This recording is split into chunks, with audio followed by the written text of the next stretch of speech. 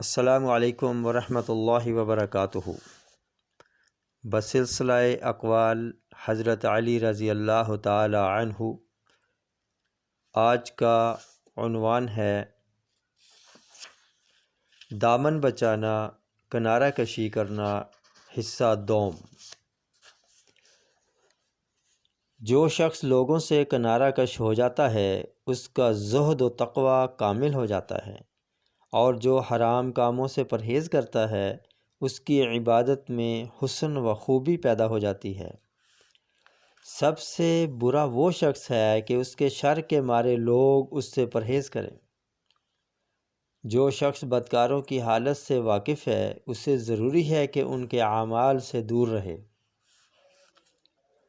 بھوکے شریف اور پیٹ بھرے کمینے سے بچو۔ تجھے دو باتوں میں سے ایک بات اختیار کرنی چاہیے۔ اگر تقریر کا خیال ہو تو علم حاصل کرو، ورنہ دوسروں کی بات کو دھیان سے سن کر اسے محفوظ رکھ۔ ان دو صورتوں کے سوا تیسری صورت سے برکنار رہ۔ فتنوں کی موجوں سے بچاؤ کی کشتیوں کو پھاڑ ڈالو، یعنی فتنوں سے الگ تھلگ رہو۔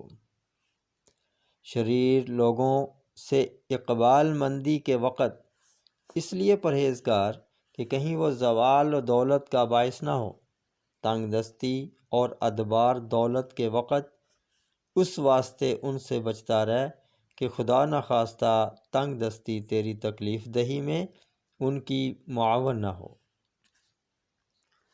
جب تو کسی کام کا ارادہ کرے تو اس کے نتائج کو سوچ لے۔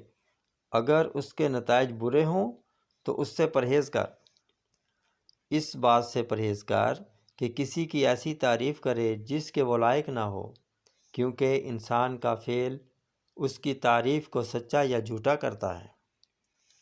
ہنسانے والی بات کرنے سے بچا رہ، گو اسے دوسروں کی طرف سے نقل ہی کیوں نہ کرے۔ اس بات سے پرہیز کر کہ کہیں شریر کی کوئی اچھی بات دیکھ کر اس کے دھوکے میں نہ آ جائے۔ جو شخص لوگوں سے الگ اور برکنار ہو جاتا ہے اسے اللہ تعالیٰ کے ساتھ انس اور محبت پیدا ہو جاتی ہے۔ اپنے آپ کو خوش طبعی، ہنسانے والی حکایتوں اور فضول داستانوں سے بچائے رکھو۔ اس کام پر اصرار نہ کر جس کا انجام گناہ گاری ہے، اور اس کا نام نہ لے جس سے بدنامی اور عزت کی خواری ہے۔ ویڈیو پسند آئے تو لائک شیئر ضرور کیجیے۔